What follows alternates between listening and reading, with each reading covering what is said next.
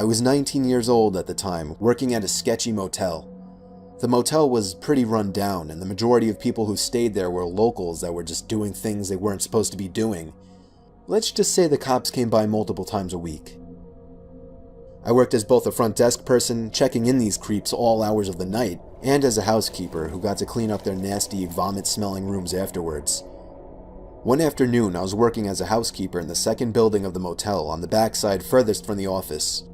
I hated working over there because it not only had the most worn-down rooms, but it was always pretty vacant over there and way too quiet for comfort. I began cleaning one of my last rooms and wanted to get done in a hurry because it was getting late. I was washing the mirror in the room that I was cleaning when all of a sudden, I saw a man in the reflection staring at me. He was mid-50s, dirty, with long, greasy hair. Startled, I screamed, "Oh my God." I told him he scared me. The room I was currently cleaning was vacant, so there was no reason why this man should have been in there watching me clean. However, we just had a meeting on customer satisfaction, and my boss was really pressuring us to be more polite and help the guests any way we could. Sir?" I asked him cautiously. Can I get you anything? Towels?" The man just stared back at me with a crooked grin and held out his hands to me. I thought maybe he was handing me a tip for cleaning his room earlier, but when I looked down, I saw he was holding a $100 bill. Alarms started going off in my head.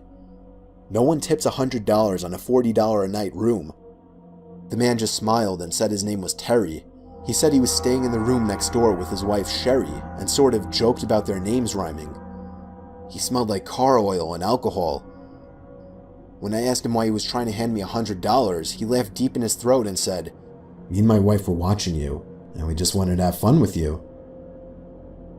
I felt like my heart jumped into my throat. No, I can't do that, sir, I'm sorry."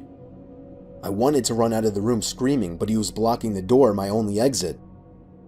The man smiled again, taking on a softer tone of voice, and invited me to come into his room to meet his wife, just to talk as friends. I nervously told him no again, and that I had a lot of work to do for the day. I prayed to God he would just go away, and eventually he did. He grunted and walked off in what I assumed to be the direction of his room. My mind began racing. There is no wife, I thought. This man could try and kidnap me. I was 110 pounds at the time and not very strong. He could easily overpower me. I locked the room from the inside and went directly to the phone to call my manager at the front desk, but the phone wasn't working. Adrenaline began pumping through my veins, and despite what I was always told not to do, I was panicking. Did he cut the line? No, I thought. This is a crappy motel. It happens all the time. But I just have to get out. I remembered that I had my cell phone out on my housekeeping card, but that was outside the locked door. I'd have to open the door to get it. I cautiously opened the door to the room that I was cleaning and peered out. I didn't see anyone, so I frantically began searching my cart for my cell phone. I was wasting too much time looking for it, so I just decided to run as fast as I could and make a break for the front desk in the office.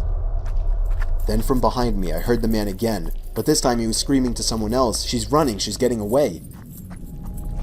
I could hear his shoes slamming against the pavement after me. I quickly turned the corner, grabbed my keycard, and let myself into a stockroom and locked the door. Within moments, I heard the sound of the dirty guy and someone else running outside, searching for me. I stayed in that stockroom for 30 minutes shaking until I could no longer hear him searching for me.